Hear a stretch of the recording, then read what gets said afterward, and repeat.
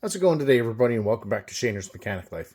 Does your diesel engine have a low power concern or a check engine light where the trouble code lists something along the lines of a DPF related issue or a DPF pressure sensor?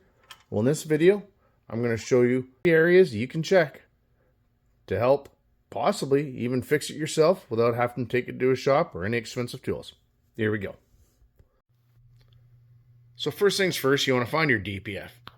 If you just follow your exhaust out the engine, you'll see it come to a flange into a body. It looks something like this. It comes along and exits through here, goes towards your tailpipe and the rest of your exhaust system. So you may be wondering, well, how do I know where my DPF is? Well, it's actually quite easy to find out. What you want to do is look at the body of the system, take a look for two hard lines, going to some rubber lines, going to a sensor. This is your DPF differential pressure sensor. And if you look at where the lines go in, your DPF will lie in between these two fittings. So the first thing, once you find your differential pressure sensor, you want to disconnect the electrical terminal, take a look on the inside, see if you see any green crusty corrosion in the sensor and the connector going into it. And take a look at all the electrical wiring for this sensor and anything plugged into it. If you see anything like this, take a look at the wiring harness going to the whole system. If you see any evidence of heat damage like this, it's been badly melted and corroded, that may be where your problem lies. And if all your electrical lines look good, no visual melting damage or corrosion, let's move on to the next step. Next, you want to check the lines going to and from your differential pressure sensor.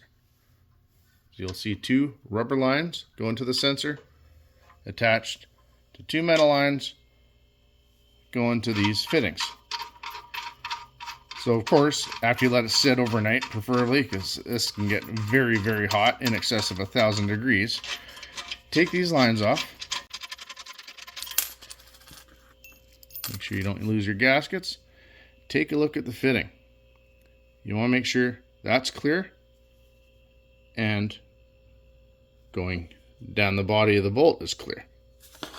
Do that for both.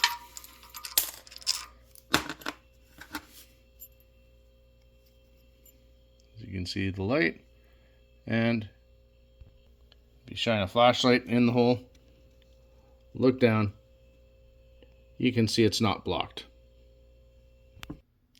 Now that you've got the lines off and the sensor off, take a look at the lines. Make sure you don't see any damage or leaks. If there are leaks, you'll definitely see black soot around them. Take a look at the rubber lines. They tend to get dried out, break down over the heat, and if you see something like this, anywhere along the line, you can see how that hose is cracked. When you get pressure, you'll definitely get a leak and a false reading out of that. Now next, you want to check the inside of your lines. So just undo the hose clamp from the hose to the sensor. Pull it off. And you want to blow through it. Make sure there's no carbon plugging up this line. Because if there's carbon plugging up the line, you're going to get a false reading. So just put one end in your mouth. Make sure it's clear. Do that to both lines and hook it back up with the sensor. And by now, if you haven't found your problem, you can go ahead, put your sensor back on, hook up your lines. But before you hook up the inlet part of the line, which you can tell is your DPF will be here, and your exhaust goes in, so this side will be the one that gets plugged up. You can get them quite cheap. You just get any inspection camera and turn it on, feed it in there, and take a look around. And if when you're looking at it, it looks anything like this,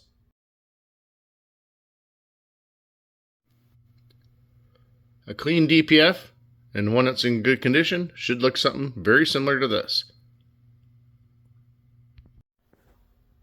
then there's a good chance your DPF is plugged up.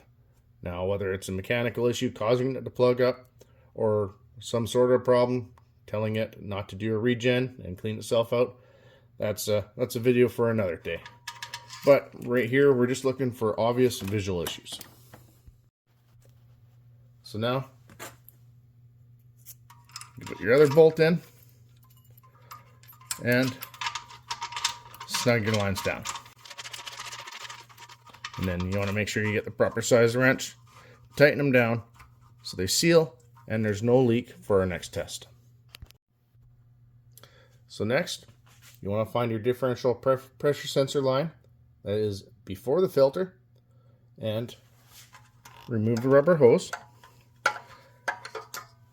Buy yourself or borrow just a little cheapy vacuum gauge. Now, a lot of these vacuum gauges will actually do vacuum as well as pressure. So with the engine cold, what you want to do, find a line that will fit tightly either inside or on the outside of this line, and start up and let your engine idle. At idle, this needle should barely move. It should be maximum between 0 to even 0.2 psi.